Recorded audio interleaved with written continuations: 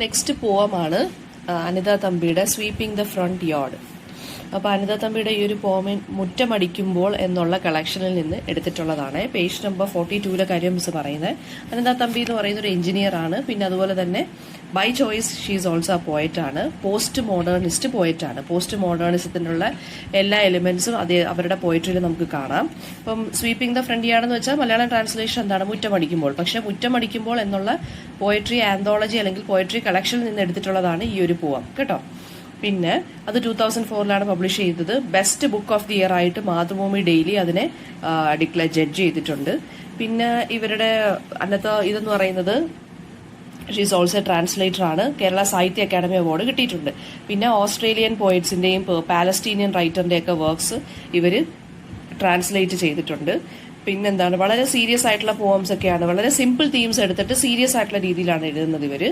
Okay, പിന്നെ ഒരു എന്താ പറയുക, അതായത് നമ്മൾ ഡെയിലി അല്ലെങ്കിൽ ഡേ ടു ഡേ കാണുന്ന കാര്യങ്ങളെ എടുത്തിട്ട് സെലക്ട് ചെയ്തിട്ട് സീരിയസ് ആയിട്ടുള്ള ഒരു ടോണിലാണ് ഇവർ എന്തെഴുതുന്നത്, ഒരു പോം എഴുതുന്നത്. വളരെ സിമ്പിൾ ആയിട്ടുള്ള രീതിയിലായിരിക്കും എഴുതുന്നത്. പക്ഷെ സീരിയസ് ആയിട്ട് സിമ്പിൾ ആയിട്ടുള്ള വേർഡ്സ് ആയിരിക്കും ചൂസ് ചെയ്യുന്നത്. സീരിയസ് ആയിട്ടുള്ള രീതിയിലായിരിക്കും എഴുതുന്നത്. അങ്ങനെ ഒരു പോമാണ് ദാണ്ട് ഈ ഒരു മുറ്റമടിക്കുമ്പോൾ അല്ലെങ്കിൽ സ്വീപ്പിംഗ് ദ ഫ്രണ്ട് യാർഡ്. അപ്പൊ നമ്മളെല്ലാവരും വിചാരിക്കും അതായത് മുറ്റമടിക്കുന്ന കാര്യം എന്ന് പറയുമ്പോൾ എല്ലാവരും എങ്ങനെ കാണുന്നത്, ട്രിവിയലൈസ് ചെയ്ത് അല്ലെങ്കിൽ വളരെയധികം അത് അത്രയ്ക്ക് വലിയ പണിയല്ലല്ലോ എന്നുള്ള രീതിയിലാണ് നമ്മളെല്ലാവരും കാണുന്നത്. സോ അതിനെ ആ ഒരു ടോപ്പിക് എടുത്തിട്ട് പേട്രിയാർക്കിക്കൽ തീംസ് ഒക്കെ ഇൻക്ലൂഡ് ചെയ്ത് ഒരു ഫെമിനിസ്റ്റിക് എലിമെന്റ്സ് ഒക്കെ ഇൻക്ലൂഡ് ചെയ്തിട്ടാണ് ഇവരിവിടെ സംസാരിക്കുന്നത്. ഓക്കെ, അപ്പം മുറ്റമടിക്കുന്ന ആ ഒരു സിമ്പിൾ ടാസ്കിനെ കുറിച്ചാണ് ഇതിനകത്ത് ഇവിടെ പറയുന്നത്. പോയിട്ട് പറയുവാണ്, അത് കാണുന്ന പോലെ അത്ര ഈസി ഒന്നുമല്ല. And we should not trivialise this. Trivialise എന്ന് വെച്ചാൽ അതിനെ വില കുറച്ച് കാണേണ്ട കാര്യമല്ല. അത് അത്രയ്ക്ക് എളുപ്പമൊന്നുമല്ല മുറ്റമടിക്കുന്നത്. എന്നിട്ട് എന്താ പറയുന്നത്, ബിക്കോസ് എന്തുകൊണ്ടാണ് ആ മുറ്റം അടിക്കുന്ന ആൾക്ക് വളരെയധികം, അല്ലെങ്കിൽ മുറ്റം അടിക്കുന്ന ആളെന്ന് പറയുമ്പോൾ ആരായിരിക്കും? നമ്മുടെ അമ്മയോ ഒക്കെ ആയിരിക്കും, അല്ലെങ്കിൽ ഒരു ഹൗസ് വൈഫോ ഒക്കെ ആയിരിക്കും. ഒരു ഇമേജ് ഓഫ് ഹൗസ് വൈഫിനെയാണ് ഇവിടെ കാണിക്കുന്നത്.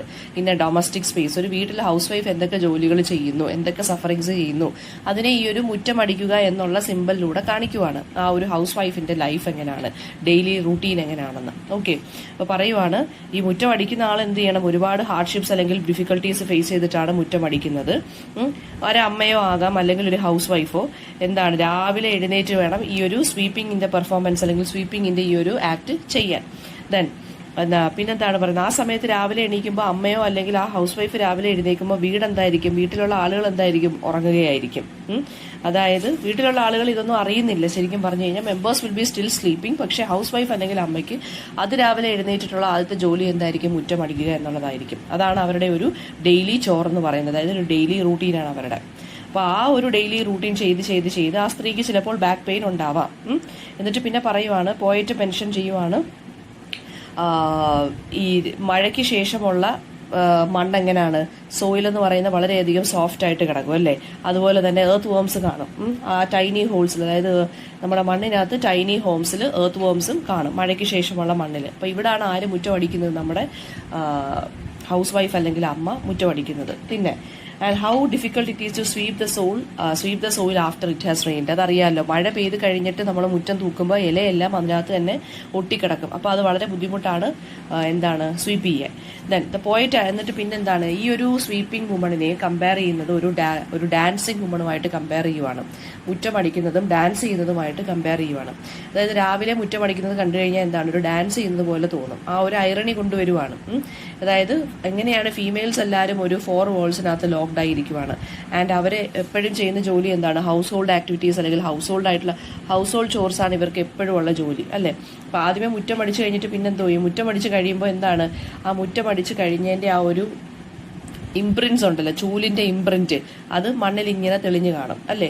എന്നിട്ട് രാവിലെ നമ്മുടെ വീട്ടുകാർ എഴുന്നേറ്റ് നോക്കുമ്പോൾ അവരെന്താ കാണുന്നത്? ക്ലീൻ ആയിട്ടുള്ള ഒരു ഫ്രണ്ട് യാർഡാണ് അവർ കാണുന്നത്, ക്ലീൻ ആയിട്ടുള്ള മുറ്റമാണ് അവർ കാണുന്നതെങ്കിലും. പക്ഷേ പോയറ്റ് എന്താ ഇവിടെ ഉദ്ദേശിക്കുന്നതെന്ന് വെച്ച് കഴിഞ്ഞാൽ, സ്ത്രീകൾ എപ്പോഴും എന്താണ്, അൺക്ലീൻ ആയിട്ടുള്ള കാര്യങ്ങളായിരിക്കും ആദ്യം കാണുന്നത്, അല്ലെങ്കിൽ എന്തെങ്കിലും ബാഡ് ആയിട്ടുള്ള കാര്യങ്ങൾ അവരായിരിക്കും എപ്പോഴും ഫേസ് ചെയ്തുകൊണ്ടിരിക്കുന്നത്. എന്നിട്ട് അവരെന്ത് ചെയ്യും? അതിനെ ട്രാൻസ്ഫോം ചെയ്ത് ചേഞ്ച് ചെയ്ത് നീറ്റ് ആൻഡ് ക്ലീൻ ആക്കി മാറ്റും. അപ്പോൾ അതായത് അതിരാവിലെ അമ്മയെ എങ്ങാണോ എഴുതിയേക്കുമ്പോൾ അമ്മ എന്തായിരിക്കും കാണുന്നത്, മുറ്റത്തെ ഇല വീണ് കിടക്കുന്നതായിരിക്കും. നമ്മൾ കുറേ ലേറ്റായിട്ട് എഴുന്നേറ്റ് വരുമ്പോൾ നമ്മൾ എന്തായിരിക്കും കാണുന്നത്, മുറ്റം ക്ലീനായി കിടക്കുന്നതായിരിക്കും. സോ ഇവിടെ പറയുവാണ് സ്ത്രീകൾക്ക് എപ്പോഴും എന്താണ് എന്തെങ്കിലുമൊക്കെ കൺഫ്രണ്ടേഷൻസ് ഫേസ് ചെയ്യേണ്ടി വരും. പക്ഷെ അവരതിനെ നീറ്റ് ആൻഡ് ക്ലീൻ ആക്കി ട്രാൻസ്ഫോം ചെയ്ത് മാറ്റും. ന്യൂസ് പേപ്പർ വരുമ്പോൾ എന്താണ്, ന്യൂസ് പേപ്പറാണ് ആളുകളെ ഉണർത്തുന്നത്. ന്യൂസ് പേപ്പർ കഴിയുമ്പോഴത്തേക്ക് വീട്ടിലെ ആണുങ്ങളെല്ലാം എഴുന്നേറ്റ് വരും, ന്യൂസ് പേപ്പർ വായിക്കും.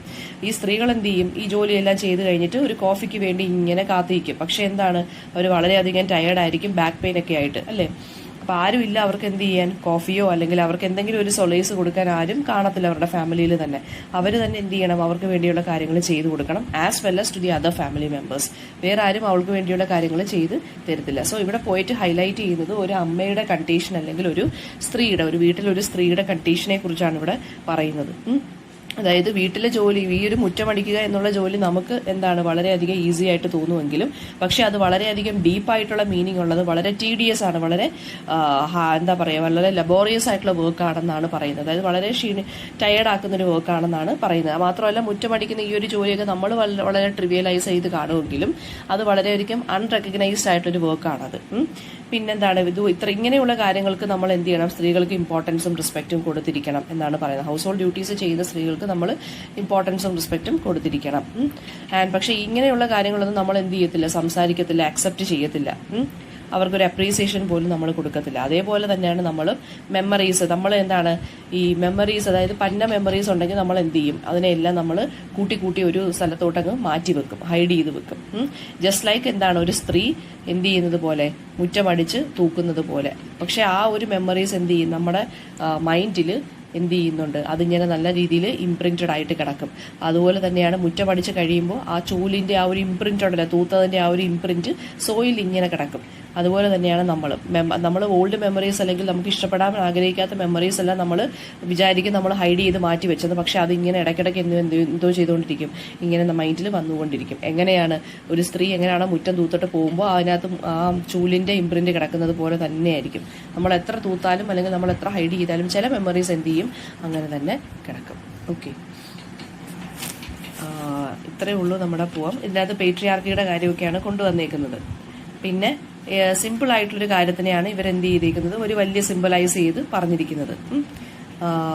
പേട്രിയാർക്കിയുടെ ആ ഒരു പ്രാക്ടീസിനെ കുറിച്ച്, സ്ത്രീകൾ ഇപ്പോഴും എന്താണ് ആ ഹൗസ് ഹോൾഡ് ഡ്യൂട്ടീസ് ചെയ്യുന്നു, അവർക്ക് കിട്ടുന്ന അപ്രീസിയേഷൻ, അവർക്ക് വേണ്ടുന്ന രീതിയിലുള്ള അപ്രീസിയേഷൻ ഒന്നും കിട്ടുന്നില്ല, ഹെൽപ്പ് കിട്ടുന്നില്ല എന്ന് പറയുന്നു.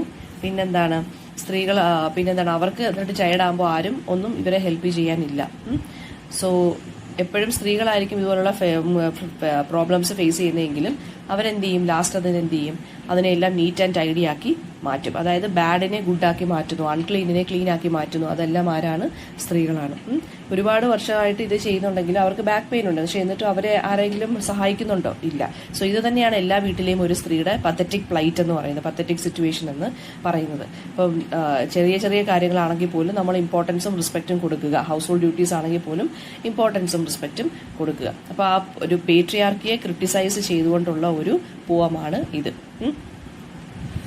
Okay, then